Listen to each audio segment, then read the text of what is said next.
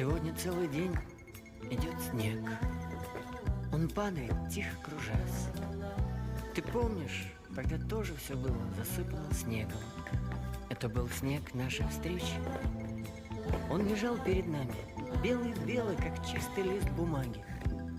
И мне казалось, что мы напишем на этом листе повесть нашей любви. Такого снегопада давно не помнят здешние места. А снег не знал и падал, а снег не знал и падал. Земля была прекрасна, прекрасна и чиста.